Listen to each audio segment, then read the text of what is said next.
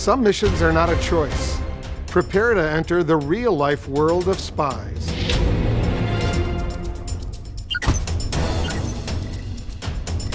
I love the whole thing. I love the excitement. I love the gadgets. I love the stunts. I love the whole 9 yards. You know, in my day job, I cover the intelligence community. I've dealt with a lot of these kinds of guys over the years. This team would be dead. Yes, they would. That's the job. Well, I have to say, ask you both first. Have you seen the film yet, and what did you think about all the exciting scenes in this film? I saw the movie in the theater with my 25-year-old son the first time. When we left the movie, we stood outside and I said, I want a drink. I'm exhausted. And that's what we did. We went and had a drink and talked about the movie. Which scene did you feel like your heart gonna jump out of? It kept happening. From one to The another? thing just kept surging forward from that first jump out of the airplane, you know. The Halo scene, right? Oh my God. The scenes in Kashmir with the helicopters, Yeah. Oh, yes. the racing through the streets Yes. of Paris.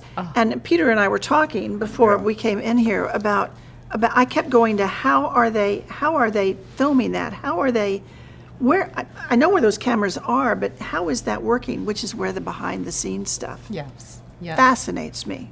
Yes. And watching these sort of films, like watching this movie, Peter, I'm curious, do you have any memories, flashbacks, you know, thinking, I remember that year and that day, I did all the exciting, assignments as an agent. No, my point is I do have flashbacks, if you will, of slivers of the movie. But in most cases, in my case, maybe I did something like that or was involved in that kind of activity. It never took place that fast. In other words, the movie, by its nature, has to begin and end in 90 minutes or whatever it is. Yes. And so sure, we've all been, most of us in operations, which was my field, have been involved in surveillance or counter surveillance or trying to get away. But it never happened that fast. I never rode a motorcycle against traffic. I might have tried to walk against traffic or cross the street against traffic, but not as fast, not as effectively as in the movie. But just as dangerous. Yes? I don't know. The way it takes place in the movie looks more dangerous. More dangerous. Physically Yeah, dangerous, yeah. what Tom Cruise is doing.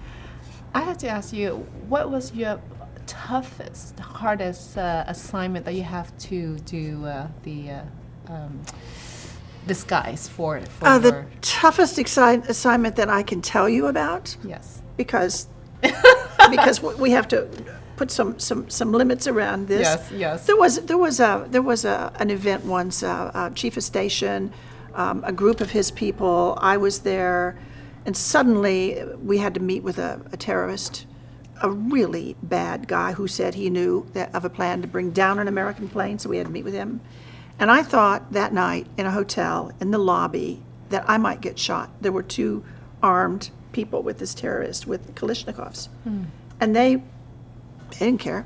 I mean, everybody was already chasing them. They would have shot anybody that they thought was a threat. And I thought, well, this is how it happens. You know, there'd be a little headline in the paper: American woman shot in that part of the world. Things like that, kind of random. Yeah. That was unusual. Usually we planned things well enough that we kind of ruled out those situations, but you never knew what was going to happen, really. You would enter an operation and you had a plan, but maybe they had a plan too.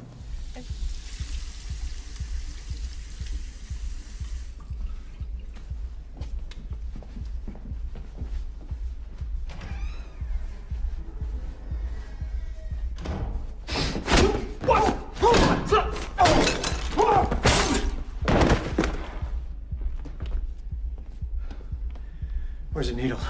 Didn't need it. Get him up.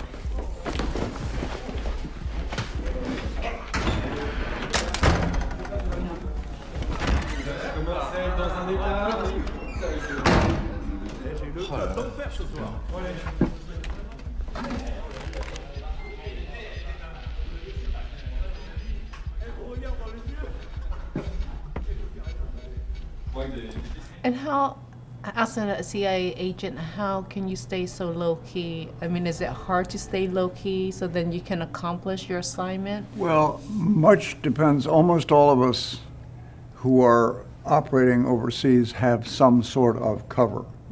We don't have jerseys that say CIA Of course not. men's team or Right. anything on them. Right. But depending on what country you're working in and what milieu, you try very hard to maintain that cover. And in some areas, it's very difficult because the opposition, whatever it may be, is trying actively to expose you. I was exposed very early in my career. I was put in a book called Who's Who in CIA. What saved me was there were several hundred other names in there, many of which were inaccurate, so it was just a bunch of names. So, but this is the sort of thing you're continuing to try to be aware of. Wow. And another way to stay low-key is with the use of disguise, to take your Americanness and get rid of it and just blend into whatever local situation you're in to the extent that you can. I mean,